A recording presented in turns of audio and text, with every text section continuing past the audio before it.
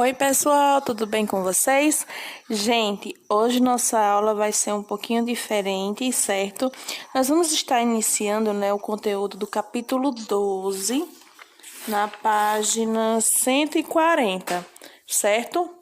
Então, olha só, eu preparei a pesquisa de alguns vídeos para vocês, para a gente falar um pouquinho sobre os antigos gregos, certo? Eu quero que vocês façam o seguinte, vocês vão fazer primeiro uma leitura, certo? Bem calma, bem pacífica desse conteúdo, da página 140 até a página 146, certo? Após essa leitura, vocês vão estar assistindo esses vídeos que eu preparei para vocês, que eu vou parceirizar aqui agora, tá bom? Então, olha só. Também, lá nas instruções das atividades, tem um outro vídeo que é indicação para que vocês assistam. E por ele ser um pouquinho mais longo, eu não quis colocar aqui no meio do nosso vídeo, tá certo? Só para vocês compreenderem porque ele não tá aqui. Mas ele também é muito bom, bem interessante, bem gostoso de assistir. Certo? Então, nesses vídeos que eu vou trazer para vocês agora, vocês vão ver falando um pouco a respeito de como que surge esses primeiros povos antigos gregos, certo? Entender um pouco como é essa formação social e populacional, política dos antigos gregos, certo?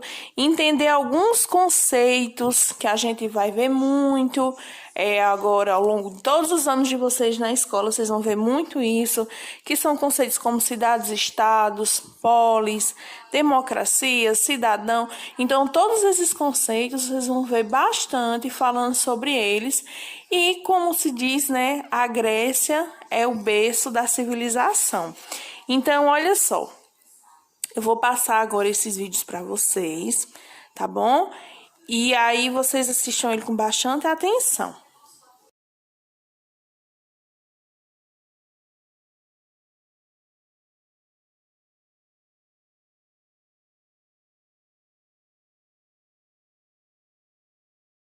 Tropa Sentido!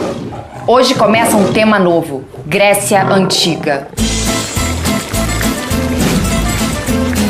Só para começar, conta pra gente o que vem na sua cabeça quando a gente diz Grécia. Grécia.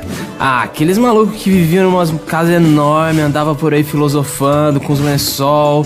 Aí eles brigaram com o Rodrigo Santoro porque eles eram democratas e os persas odiavam a democracia. Caraca, deu pra ver que eu vou ter que começar do zero mesmo. O que a gente conhece como Grécia Antiga era uma região com vários povos diferentes, cada um com cultura e costumes próprios. Para começo de história, vamos ver como esses povos chegaram lá. Então, teve duas migrações que foram fundamentais para a formação da civilização grega. A gente chama elas de diásporas. A primeira diáspora aconteceu quando os dórios, um povo nômade invasor, conquistou ou expulsou a maior parte dos povos que viviam na Hélade.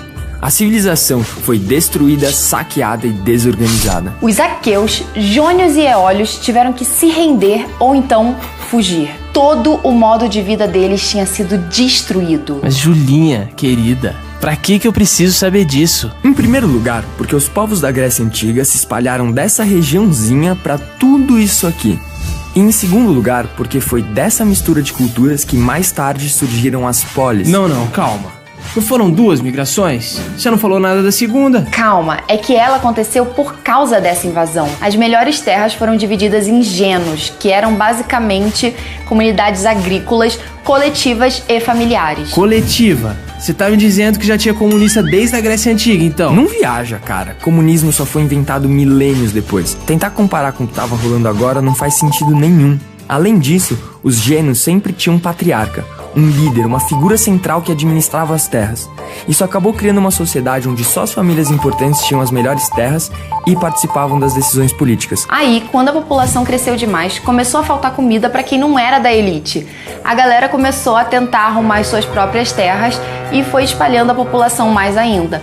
Essa foi a segunda diáspora. Caraca, moleque, eles foram ocupar tudo isso aí?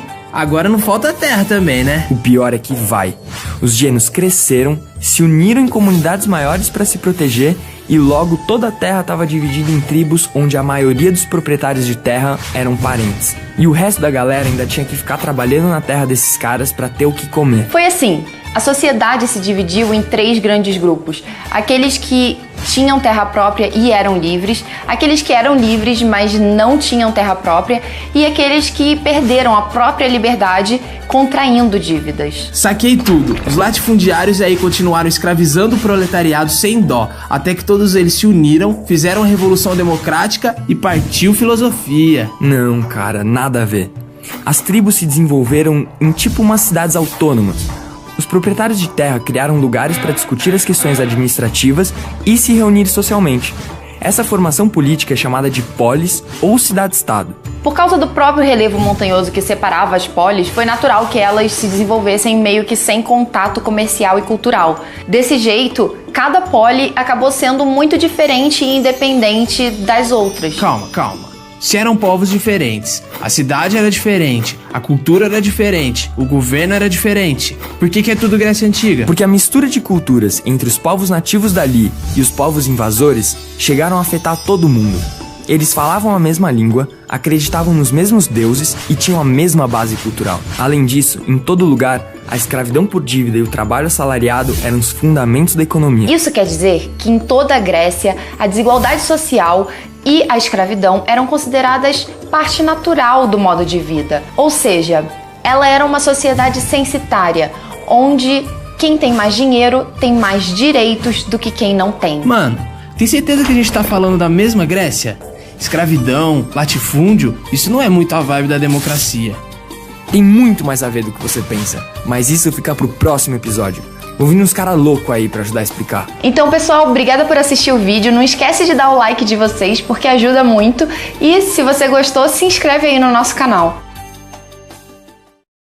Agora, gente, vamos pro próximo vídeo, certo? Prestem bastante atenção, que ele também é muito interessante.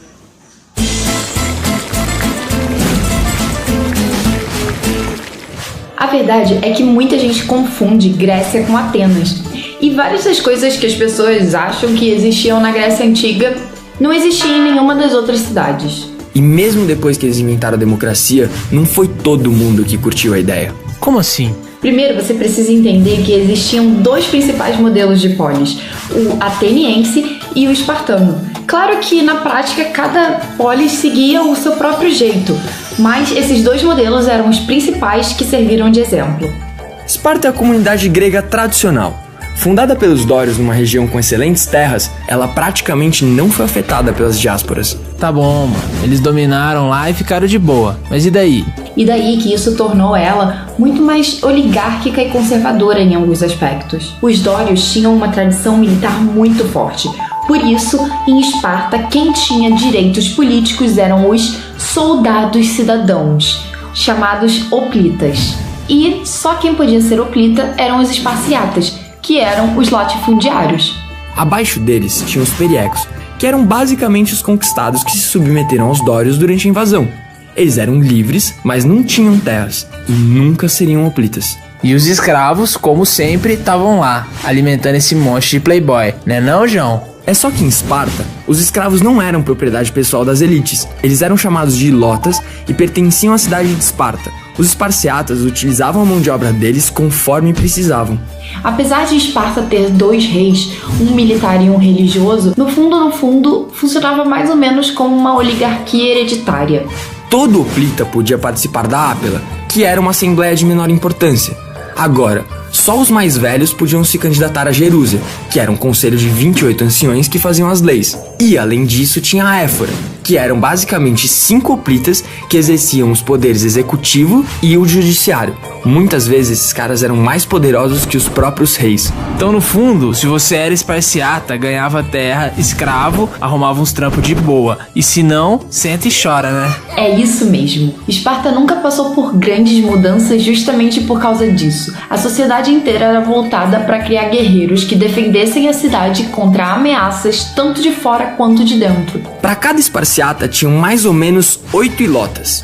Um dos objetivos do treinamento militar era manter a elite capaz de se defender dos escravos. Tá, tô sacando vocês. Vocês explicaram os de tanguinha porque eles são exatamente o contrário dos noinha da democracia, né?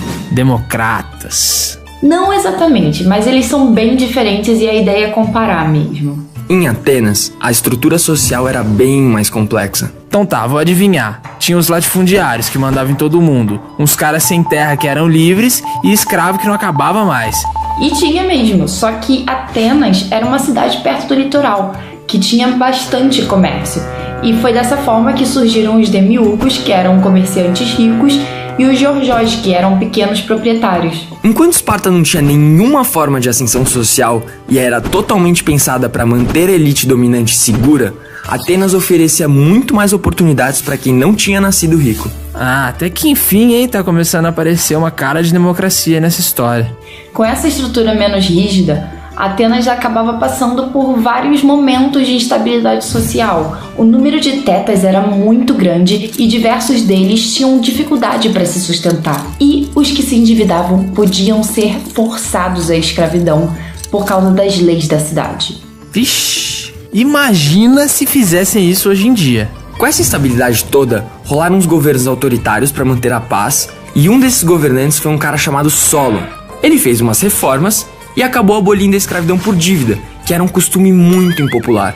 Isso até que aliviou um pouco a barra, só que as agitações continuaram até o governo de um cara chamado Clístenes, que ficou mais conhecido como o pai da democracia. Sabia que eles não iam me decepcionar. Esses caras de Atenas que são os gregos que eu tava falando. Democracia, toguinha, nome bizarro. Mas conta aí, o que mais que ele fez? O Clístenes definiu que todo cidadão tinha direitos políticos, ou seja, tinha voz nas assembleias e podia eleger e ser eleito. Isso aumentou muito a participação política em Atenas. Só que não dá pra confundir habitante com cidadão. Hoje em dia todo mundo é cidadão, eu, você, um recém-nascido, mas em Atenas só era considerado cidadão quem fosse homem, nascido livre e que tivesse completado seu treinamento militar. Não, para. Você tá me dizendo que nenhuma mulher, nenhum escravo, nenhum ex-escravo e ninguém que não era militar era cidadão? Você tá me tirando. Como que se chama isso de democracia? Pra época, era algo bem novo. E a nossa democracia de hoje até pode ser bem mais inclusiva, mas você não aprova as leis, aprova? Você escolhe alguém pra fazer isso pra você. Ou você acha que o último cara que você elegeu tá fazendo exatamente o que você queria? Ixi, nem lembro quem foi, pra falar a verdade. Bom, mas deu pra perceber que Atenas e Esparta não eram exatamente opostas, né? Tá certo. Em Esparta, muito menos gente participava da política, mas nas duas cidades, uma elite que não trabalhava, militarizada e agrária dominavam a população bem maior. Além disso, cidadãos das duas cidades só tinham tempo de se envolver em política porque tinham escravos pra caramba pra fazer o trabalho braçal. Tá aí mais uma coisa que a gente não melhorou muito na nossa democracia, né? Malditos latifundiários. Mano, e o pior de tudo é que quando Atenas e Esparta se enfrentaram, toda a civilização grega que saiu perdendo. Isso facilitou muito a conquista de toda aquela região por um cara chamado Felipe II. Nossa, meça suas batalhas, parça.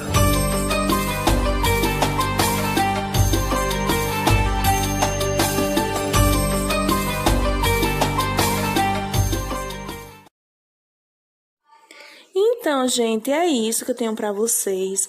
Vocês vão estar realizando a atividade da página 147, tá? Tendo como base o conteúdo do livro.